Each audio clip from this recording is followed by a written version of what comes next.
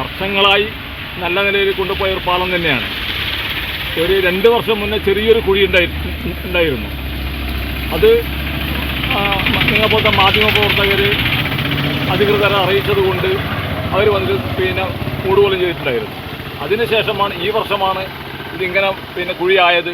ഇതിൻ്റെ അടി മൊത്തം കുഴിയായിട്ടാണ് ഉള്ളത്. പല പ്രാവശ്യം ഇവർ ടാർ ചെയ്തപ്പോൾ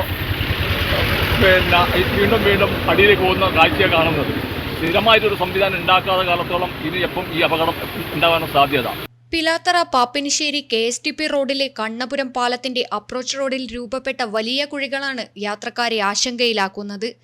1 മാസം മുൻപ് രൂപപ്പെട്ട കുഴികൾ താൽക്കാലികമായി നികത്തിയെങ്കിലും വീണ്ടും റോഡ് തകർന്നതോടെ അപകട സാധ്യത വർദ്ധിച്ചിരിക്കുകയാണ്. ഇരുചക്ര വാഹനങ്ങളടക്കം നിരവധി വാഹനങ്ങൾ ഇവിടെ നിയന്ത്രണം വിട്ട് അപകടത്തിൽപ്പെടുന്നത് പതിവായതായി നാട്ടുകാർ പറയുന്നു.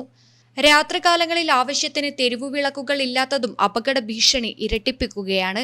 കാൽനട യാത്രക്കാരും ഏറെ ഭീതിയോടെയാണ് ഇതുവഴി സഞ്ചരിക്കുന്നത്. പ്രശ്നത്തിന് ശാശ്വത പരിഹാരം കാണുന്നതിൽ അധികൃതർ അനാസ്ഥ തുടരുകയാണെന്നാരോപിച്ച് കഴിഞ്ഞ ദിവസം നാട്ടുകാർ പാലത്തിന് സമീപം വാഴ നട്ട് പ്രതിഷേധം സംഘടിപ്പിച്ചിരുന്നു.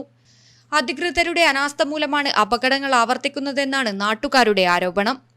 അപ്രോച്ച് റോഡ് പൂർണ്ണമായും തകർന്ന നിലയിലാണെന്നും ചരക്ക് ലോറികളടക്കമുള്ള ഭാരവാഹനങ്ങൾക്ക് താൽക്കാലിക നിയന്ത്രണം ഏർപ്പെടുത്തി അടിയന്തര അറ്റകുറ്റപ്പണി നടത്തണമെന്നും നാട്ടുകാർ ആവശ്യപ്പെടുന്നു.